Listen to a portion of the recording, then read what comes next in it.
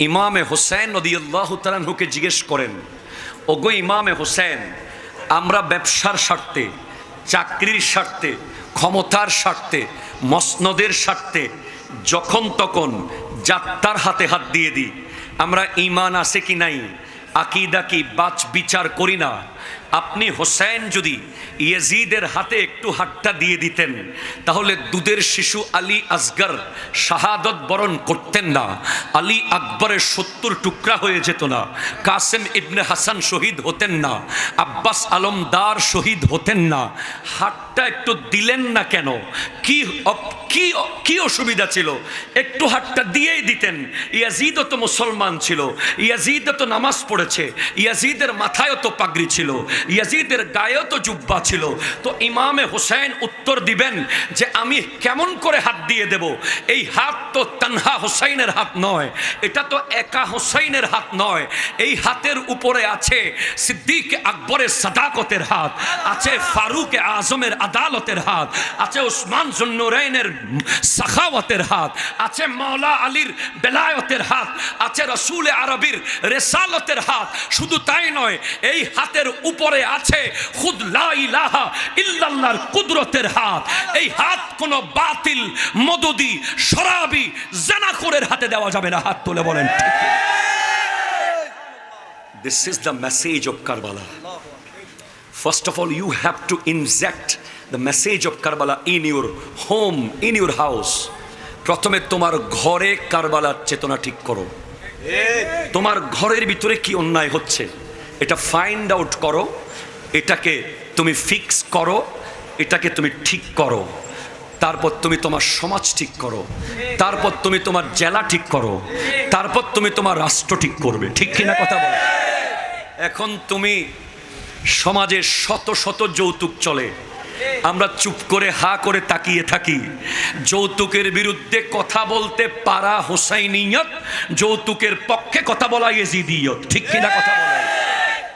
সুদের বিরুদ্ধে কথা বলাই হোসাইনিয়ত, ঘুষের বিরুদ্ধে কথা বলা হোসাইনিয়ত, জায়গা দখলকারীর বিরুদ্ধে কথা বলা হোসাইনিয়ত, এতিমের পক্ষে কথা বলা হোসাইনিয়ত, রিকশাওয়ালার পক্ষে থাকা হোসাইনিয়ত, দিনমজুরের পক্ষে থাকা হোসাইনিয়ত।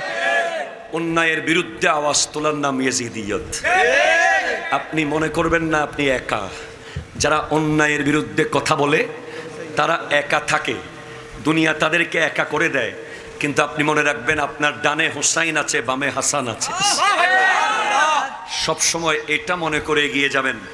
সর্বশেষ কথা হলো 5 ওয়াক্ত নামাজের নাম হোসাইনিয়ত। আমরা ফেসবুকের অজুহাতে নামাজ বাদ দিই, আমরা বিয়ে বাড়িতে গিয়ে নামাজ বাদ দিয়ে দিই, অফিসের অজুহাতে নামাজ বাদ দিয়ে দিই। যখন ইমামে হোসেন পাক দুল দুল সওয়ার হয়ে গেলেন, যখন কারবালার মাঠে রওনা হয়ে গেলেন, 22,000 এজিদির মনে হচ্ছে 22,000 কুকুরের মাঝখানে একটা সিংহ দৌড়াদৌড়ি করছে। ইমামে হোসেন পাক 22 মিনিট সময় পেলে 22,000কে কচু কাটার মতো কেটে ফেলতে পারতেন। যখন হোসাইনের ঘোড়া রওনা করছে, হাতের মধ্যে জুলফিকার মাওলা আলীর তলোয়ার, মাথার মধ্যে নানা জানের মুকুট, জিসিম মুবারকে হযরতে আদম থেকে ঈসা পর্যন্ত প্রত্যেক নবীর ইজ্জত, আবরু, দোয়া ইমাম হোসাইনের সাথে। মনে হচ্ছে মাওলা আলী যুদ্ধ করতে গেছে, মনে হচ্ছে রাসূল আরবি যুদ্ধ করতে গেছে। যেই তলোয়ার হযরতে আলী আসগরের শাহাদত থামাতে পারে নাই, যেই তলোয়ার আলী আকবরের লাশ থামাতে পারে নাই, যেই তলোয়ার কাসেম ইবনে হাসানের লাশ থামাতে পারে নাই, যেই তলোয়ার আসমানে উঠে তো আসমান গর্জন দেওয়া শুরু করে, যেই তলোয়ার জমিনের নামে তো জমিন তরতর করা শুরু করে দেয়। ডানে যায় তো কচু কাটার মতো কাটে, বামে যায় তো কচু কাটার মতো কাটে। হঠাৎ ইমাম হোসাইনের তলোয়ার জমিনে নেমে গেল। প্রশ্ন কেন? কারণ মসজিদ থেকে আজানের আওয়াজ এসেছে, মসজিদ থেকে আজানের আওয়াজ এসেছে।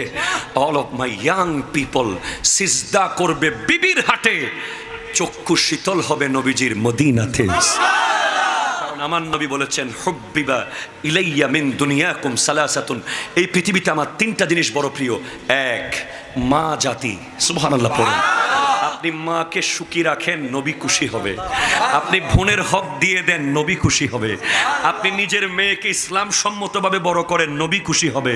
আপনি বিবির হক আদায় করেন, নবী খুশি হবে। আপনি ফুফু খালার খবর নেন, নবী খুশি হবে। 2 নম্বর হলো ওয়াতিব, খুশবু। আপনি বেনসন ফেলে দেন, নবী খুশি হবে। আপনি সিগারেট খাওয়া বন্ধ করেন, আতর গায়ে লাগান, নবীর দিদার আপনি পেয়ে যাবেন। 3 নম্বর হলো নবীজি বলেছেন ওয়াজুইলাত কুররাতু আইনি ফিস সালাত, নামাজের ভিতরে আমার চক্ষু শীতল হয়। হোসেন আর 10 মিনিট পরে নামাজ পড়লে তো ইয়াজিদিদেরকে কেটে ফেলতে পারতেন, আমরা তো কত অজুহাতে নামাজ 10 মিনিট পরে পড়ি, আপনি কেন অন টাইম নামাজ পড়লেন সেদিন? বলে আমি যদি চলে যেতাম তাহলে তো আর নামাজ পড়া হতো না। আমার নানাজান বলেছে নামাজ যখন উম্মত পড়ে নবীজির চক্ষু শীতল হয়। হুসাইন সিজদা করছে কারবালার মাঠে, নানাজানের চক্ষু শীতল হচ্ছে মদিনাতুল মুনাওয়ারার রওজাতে। বাস আল্লাহ পাক আজকের মাহফিলকে কবুল করুক। এই আবেদ শাহ রহমতুল্লাহ আলের নুরানি নজর আমাদেরকে দান করুক। জামিয়া আহমদিয়া সুন্নিয়া আলিয়া আপনাদের পাশে আছে, আপনারা দামান ধরে রাখবেন, হক্কানি দরবারগুলো দামান ধরে রাখবেন, আপনাদের ইমান ও আমল সালামত থাকবে। আমি তো আপনাদের পাশেই থাকি।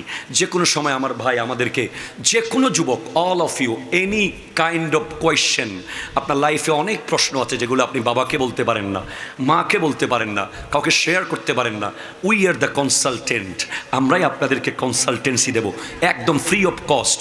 আমাদের সাথে দেখা করবেন, আপনাদের মনের কথাগুলো আমাদেরকে বলবেন, আমরা কোরআন সুন্নাহর আলোকে সমাধান দিয়ে দেব। আসসালামু আলাইকুম ওয়া রাহমাতুল্লাহি ওয়া বারাকাতুহু।